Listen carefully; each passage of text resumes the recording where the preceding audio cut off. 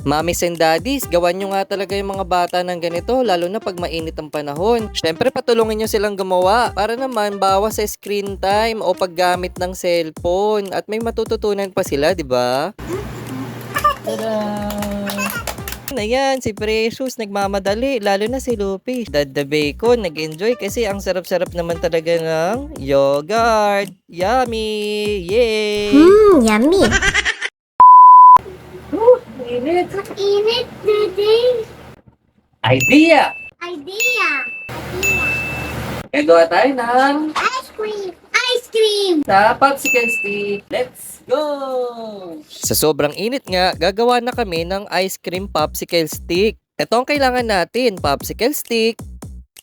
Tapos kahit anong juice, dito ginamit namin Dutch Mill. Hindi yan sponsored guys, pero Dutch Mill baka naman.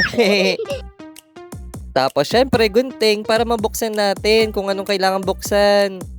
Paalala sa mga bata, paggagamit ng gunting o kahit anong matalas na bagay, magpatulong sa inyong mga magulang o nakakatanda, okay? Okay. At sisimulan na nga natin. Una, syempre aalugin natin yung juice. Tapos tanggalin nyo na yung straw, hindi na kailangan yan. Binuksan ko nga yung gilid para lang may design, pero sa inyo kahit hindi nyo nabuksan, okay guys? Pero yung ilalim, huwag nyo nang buksan yun para nakatayo. Okay. Dito ituturo ko kung saan nyo ilalagay yung stick. Pero kahit saan, pwede kayo magbutas. Pero mas maganda kung sa gitna, katulad nyan. So yan, pinesto ko lang yung stick para magupitan ko yung dalawang gilid. Pagkatapos nga nyan, gugupitan ko na yung para mabutasan yung ibabaw. Dito ko kasi ipapasok yung pinaka-stick natin. Dahan-dahan lang sa paggupit kasi baka mabutas nyo ng malaki at tumapon yung juice. Kaya ako, dahan-dahan ko lang ginugupit yan. Yan, nabutas na. Ngayon, kailangan natin isalpak dyan yung stick. Diyan natin nahawakan yung magiging ice cream popsicle stick natin. Okay, guys? At ayan nga, guys. Naipasok na natin ang stick. Iyan na. Tapos na siya. At gagawa pa tayo ng marami niyan. Para sa lahat. Amazing.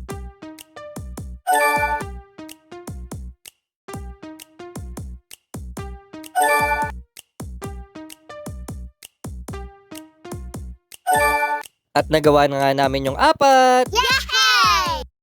Siyempre pagkatapos, ilalagay na natin siya sa ref para lumamig at tumigas. Let's go.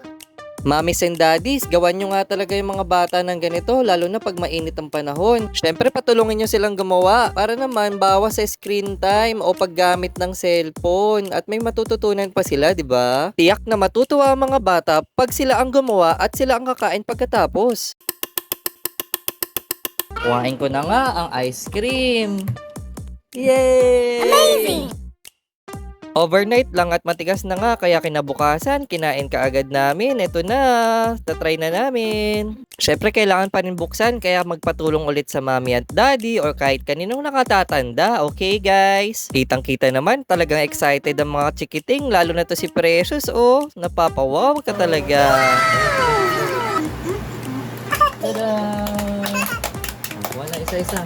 At hindi na kami makapaghintay at kinain na namin. Ayan, si Precious nagmamadali, lalo na si Lupi. Syempre, meron din si Mami. Oo naman talaga, mukhang tuwan-tuwa. Aba, si Precious. Talaga naman masarap at nag-enjoy talaga kami.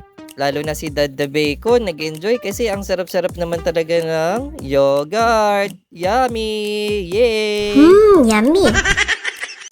Kaya naman kung umabot ka sa part na to, wag mong kakalimutang i-share ang video at talagang gawin nyo to kasi talagang masarap talaga siya guys. Okay na okay to sa mga kids, lalo na dun sa mga naiinitan dyan sa bahay nyo na walang mga aircon katulad namin. Wala kaming aircon kaya talagang gusto namin na magpalamig muna. Thanks for watching! Don't forget to like, share, follow, and subscribe! YouTube ni Precious. Bye-bye! Bye-bye.